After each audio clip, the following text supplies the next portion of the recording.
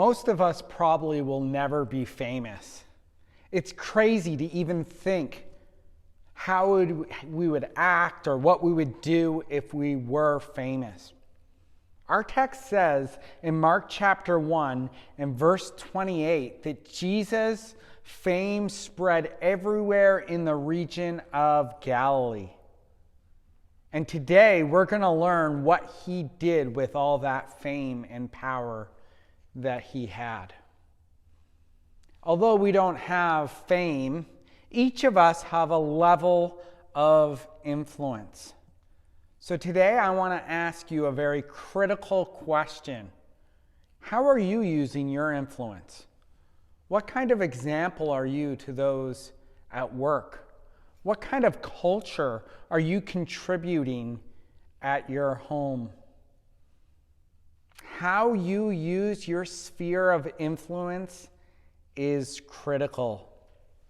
Our text says in Mark chapter 1 and verses 21 to 39, it highlights 3 ways Jesus used his fame or influence for the blessing of others. First, Jesus taught. Now, the text doesn't say what he taught, but it does emphasize how he taught. Take a look at verse 21. It says that he taught with authority. Twice over, in fact, in verse 21. And then in verse 27, the text says he taught with authority. This word authority in the Greek carries the thought of power-filled authority. Verse 21 sheds further light on how the Lord Jesus taught. He taught with authority, unlike the scribes. You see, Mark records the way that these religious leaders taught. He records that the people, the regular people, would go on that journey to Jerusalem, and they would go to the house of God to see what God is like. And these religious leaders would rob the people.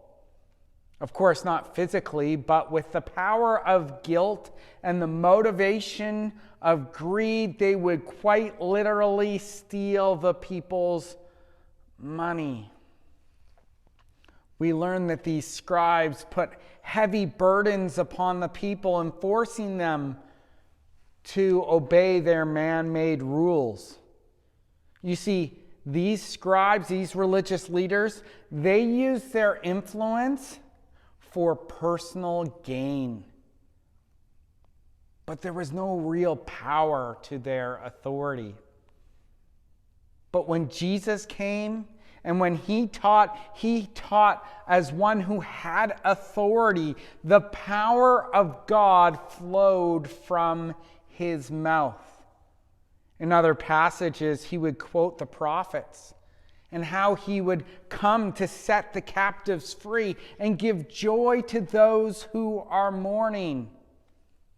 No wonder the response of the people twice over in our passage was that they were full of amazement. Jesus used his fame to share the good news of the gospel with people. But not only did he use his fame through teaching, but also he delivered people from darkness. As we go through the book of Mark, we're going to come across time and time again how all of hell is breaking loose as the demons would control people. You see, if the religious leaders bound the people by man-made rules and traditions, the demons bound people with darkness to the point where they were completely controlled by demonic activity, no longer able to work or develop genuine relationships, only bound by darkness. But now Jesus steps on the scene, and we see in our passage here that he's casting out demons. And they recognize him. They say, "You are the Holy One." They could not stand up to King Jesus.